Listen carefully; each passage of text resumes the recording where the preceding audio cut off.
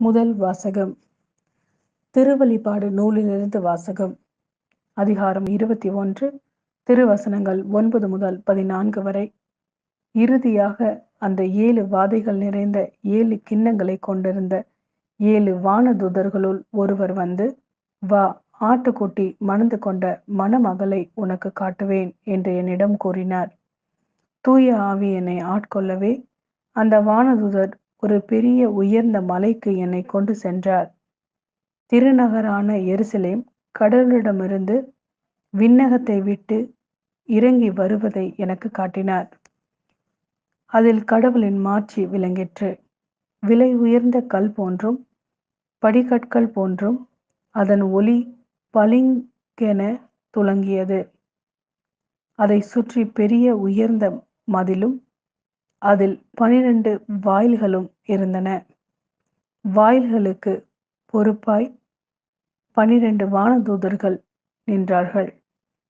Israel மக்களுடைய 12 குலங்களின் பெயர்களும் அவ்வாயில்களில் பொறிக்கப்பட்டிருந்தன. கிழக்கே 3, வடக்கே 3, தெற்கே 3, மேற்கே 3மாக அவை அமைந்திருந்தன. நகரின் மதில் 12 அடிக்கற்களை கொண்டிருந்தது. அவற்றில் ஆட்டுக்குட்டியின் 12 திருத்தூதர்களின் பெயர்களும் எழுதப்பட்டிருந்தன. இது ஆண்டவரின் அருள்வாக்கு. இறைவா, உமக்கு நன்றி. யோவான் எழுதிய நற்செய்தி. அதிகாரம் 1, திருவசனங்கள் 45 முதல் 51 வரை.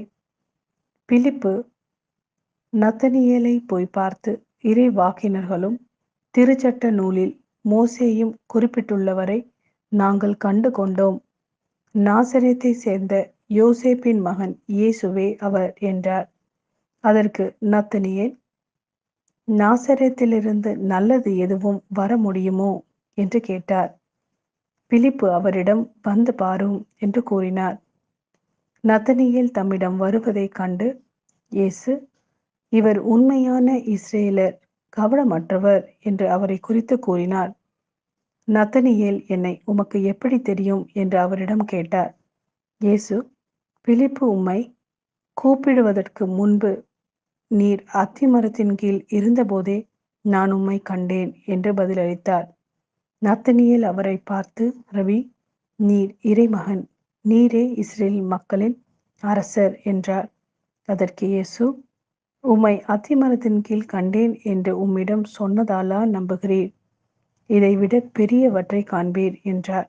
மேலும் வானம் திறந்திருப்பதையும் கடவுளின் தூதர்கள் மானிட மகன் மீது ஏறுவதையும் இறங்குவதையும் காண்பீர்கள் என மிக உறுதியாக உங்களுக்கு சொல்கிறேன் என்று அவரிடம் கூறினார்.